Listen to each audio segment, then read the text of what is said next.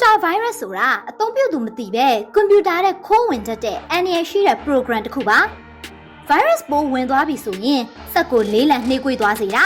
file တွေကိုပျက်စီးစေတာ program တွေကိုပုံမှန်အလုံးမလုံးတော့အောင်နှောက်ယှက်တာတွေအပြင်စကားဝတ်တွေနဲ့ကိုကြီးကိုရာအချက်လက်တွေလိုမျိုးအရေးကြီးတဲ့အချက်လက်တွေကိုပါခိုးယူသွားနိုင်ပါတယ် virus တွေဟာနီးလန်းအမျိုးမျိုးနဲ့ computer ထဲဝင်ရောက်နိုင်ပါတယ်မသိရသူစီကလာတဲ့ email နောက်ဆက်တွဲ file တွေကိုဖွင့်တာစိတ်မချရတဲ့ website တွေကိုဝင်ကြည့်တာ software အတုဒါမှမဟုတ်ခိုး software တွေကို download ဆွဲတာ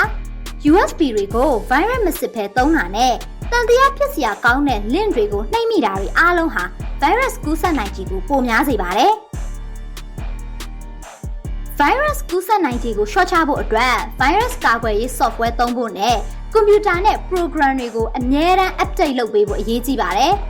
မသိရတဲ့ file တွေဒါမှမဟုတ် link တွေကိုဖွင့်တာမျိုးရှောင်ကျဉ်ရမှာဖြစ်ပြီးတော့ USB တွေကိုလည်းမသုံးခင်မှာအရင်ဆုံး virus စစ်ဆေးသင့်ပါတယ်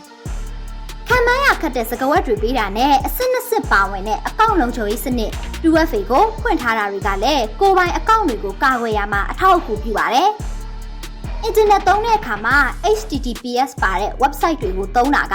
ပိုပြီးစိတ်ချရပေမဲ့ HTTPS ပါရုံနဲ့တင်အဲ့ဒီ website ကိုယာနှုန်းပြည့်ယုံကြည်စိတ်ချလို့ရပြီလို့မဆိုလိုကြောင်းသတိပြုသင့်ပါတယ်